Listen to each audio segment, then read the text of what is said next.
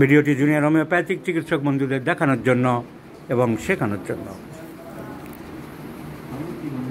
Hair falling আমরা অনেকভাবে পাই। একটা হচ্ছে ইন জেনারেল ফলিং, গড়ে উঠছে, গড়ে চুল উঠছে এরকম অনেক কেস আমরা দেখি, তাকে normally hair falling in general.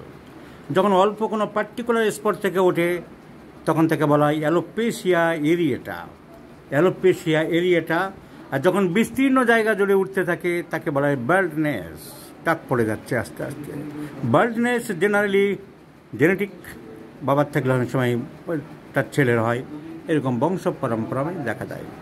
R hair falling in general টুকটাক করে চুল উঠতে থাকে অনেক কারণে, after any acute disease or dandruff, খুশকি বা অন্যান্য কারণে হতে পারে।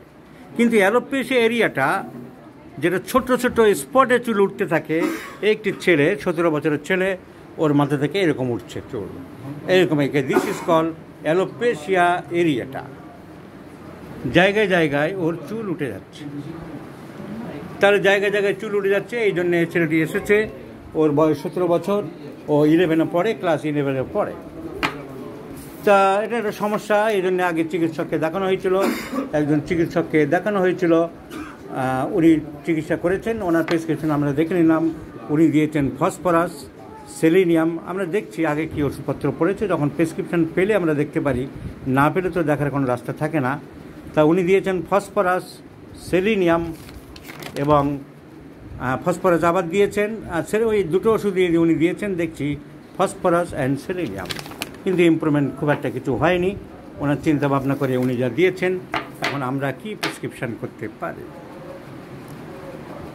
এর সাথে ওর কিছু চুলও পেকে যাচ্ছে, কিছু প্রিম্যাচিওর গ্রেইং অফ হেয়ার আছে, চুল 2-4টে করে পেকে যাচ্ছে, এটা আমরা দেখলাম। সো দুটোই কমপ্লেন হচ্ছে চুলের, premature greying of hair and alopecia areata. ওর অন্যান্য সিমটম যা আমরা কালেকশন করতে পেরেছি, salivation sometimes, thirstless, hot patient, desire for meat, cold food and cold drinks, এই সিমটমগুলো পাওয়া গেছে। ঘাম বেশি আছে, মোটামুটি পারস্পিরেশন আছে।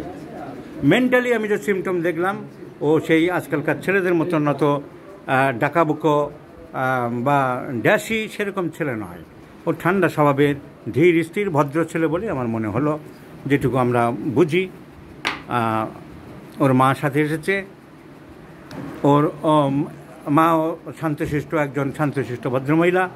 তো ফ্যামিলি ইন্ডিকেট দ্য সান, তো ন্যাচারালি ও খুব শান্তশিষ্ট স্বভাবের ভদ্র ছেলে। ওর মুখ দেখাবো না, ওর ফিজিক্যাল অ্যাপিয়ারেন্স টল, সিলিন্ডার, হ্যান্ডসাম লুকিং। তো সেই হিসেবে বোধহয় আগের ভদ্রমহিলা, উনি ভদ্রমহিলা বোধহয় না,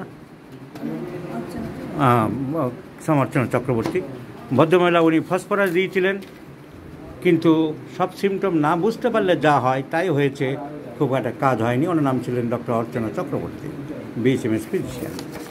তো ফসফরাস সেলেনিয়ামটা প্যাথোলজিক্যালি দিয়েছে, চুল ওঠায়, থেরাপি আছে অ্যালোপেশিয়া এরিয়াটা, ওতে তো হোমিওপ্যাথি হয় না, ও হোমিওপ্যাথির চিকিৎসা নয়।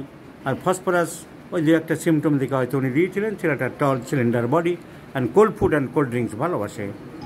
কিন্তু I prefer to prescribe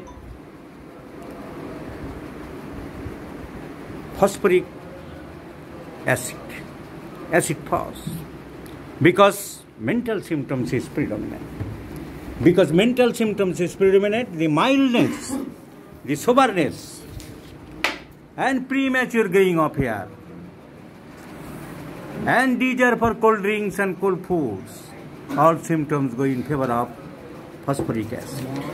So phosphoric acid is the choice of remedy, my friend. So আমি লিখে দেখছিলাম কেউ সঠিক বলতে পারে কিনা, আমি এখন শূন্যস্থানটা পূরণ করে দিচ্ছি।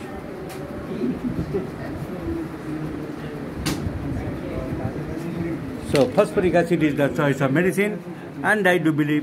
সো সিমটমসকে বোঝার, অনুধাবন করার ক্ষমতা না থাকলে হোমিওপ্যাথিতে রোগ সারবে না।